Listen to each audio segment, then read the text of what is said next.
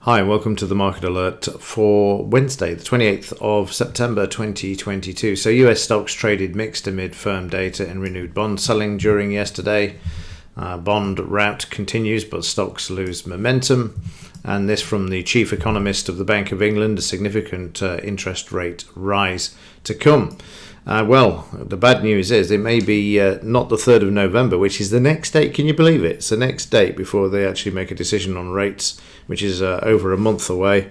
But I think the hand's going to be forced as we go through this morning's Market Alert. You'll see what's happening to the dollar and the pound already. I think they're going to be forced to actually raise an emergency rate rise of 1% to stem the sell-off in the pound. It looks like it's resuming. Other economic news today, what have we got? The criminals speaking at 3:15, Lagarde's out. We've got pending home sales, FOMC, and Fed Powell is also speaking. Notice these have all been downgraded to medium impact news items, which is quite amazing, really. Yeah, I think it's so that people don't notice. Let's just shove these out and hopefully nobody will notice, which is why I've had to resort to putting the low impact news items in there as well and having a look through just to make sure that there's something else isn't missing. This used to be high impact as well, crude oil inventories, which now is low impact.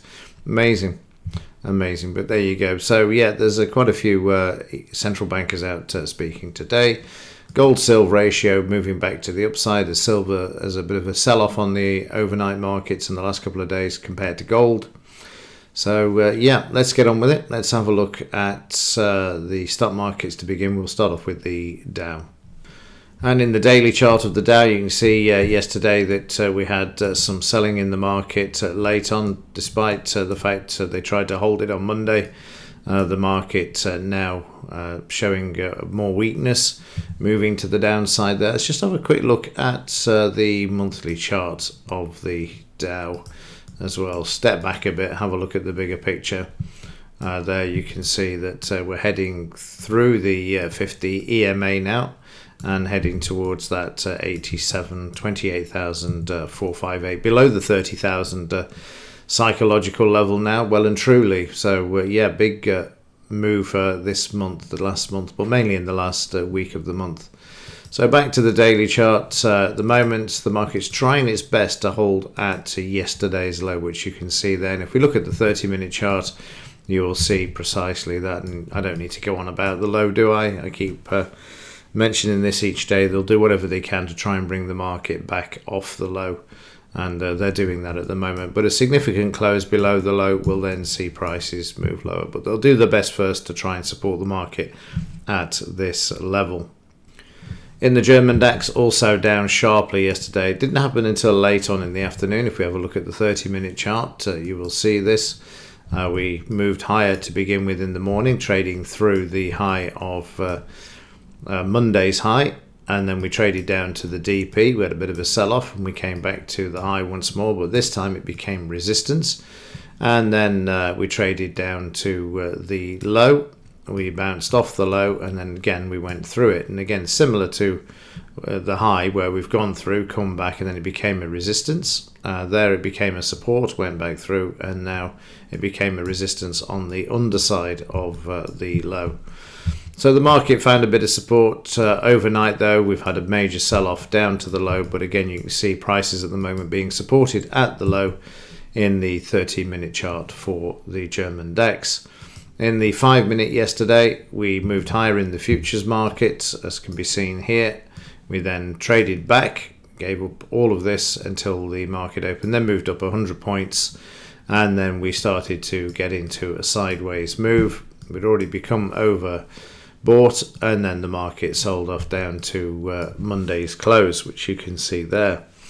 Overbought. And with divergence, the market then put in its retracement and then managed to make its way back to the upside with a few overbought and oversold moves there. And then just after 1:30, the market moving lower with the Dow futures back to the low, finding support there, which we just looked at in the 30-minute chart. There you can see we're overbought So let me just remove this. We've moved down, got to the low, got demand, got a crossover in the stochastics from being oversold. The market rallies back 89% at the 200 MA with supply, crossover, overbought, and then the market sold off. And this is after 4 p.m. when the Dow started to slide. And the Dow actually moved down 705 points to be precise during that move. We had a gap up on the open at yesterday's close, got the retracement and the market moving down to the low. And you can see at the moment we've got a bit of climatic volume there, trying to hold the market at the low with divergence, oversold, and moving back to the upside. It'll be 7 a.m. when the market opens in Germany and the futures start to shape the direction of the market. But we'll be looking for the market resistance at 78 and 89, and also tying in with the 50% retracement. It's already finding a bit of resistance there at the 20-bar moving average. But you can see the volume is starting to build up a bit. More participants come to the market before we have the open of the futures. Yesterday's trading, we're up 280. This is on the week. 5.29 profit factor, and we're looking at 75-25 win-loss ratio there. So that's the trading picture for the week so far. I missed the down move yesterday afternoon, unfortunately, but there's going to be plenty of trading opportunities today. In the S&P, similar picture to the Dow. We're just at yesterday's low, where the market is trying to find some support, which you can see there again. You can see how they brought the market back here with demand. It's just been no follow through on the upside though. In the FTSE 100, big decline here, down on the overnight as well. It wouldn't be surprising to see the market really attempt to try and move back up during certainly the morning session, having sold off overnight. As you can see there, they'll try and bounce the market back. The FTSE needs to get back above the low. It's forming a bit of resistance there at the moment though.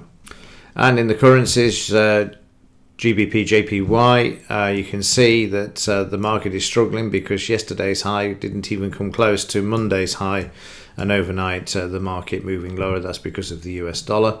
In the 30-minute chart again, we've got a situation where we're already at Tuesday's low and they're trying to bring the market back. The same for the pound, again nowhere near the previous day's high, and also trading at the low of yesterday as well, which you can see there in the 30-minute chart. So a bit of a sell-off again overnight. They're going to have to control this, otherwise there's going to be an emergency rate hike.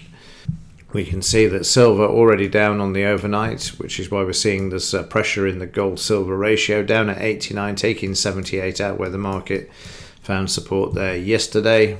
As I've said before, as long as the dollar's going up, there's no chance of the metals moving up at this time because of their inverse relationship. 17.55 is the next downside target. There you can see the sell-off on the overnight along with yesterday as well. In gold, also trying to find a bit more support, holding better than silver because it hasn't taken out yesterday's low yet. Oh, it has actually. Let's just go back to that daily chart. That's slightly odd because it doesn't show that in the daily chart, but according to the intraday, we're through yesterday's low, which a bit strange. I'll have to go back and have a look at that on the MT4 platform. But the intraday data showing that we're back at the low for gold there. Crude oil also still on the downside, but the most important chart of the day really is this, and that's the US dollar continues to move up. On the dollar index, 114.395 new high. 120 is the all-time high for this market, if I remember correctly.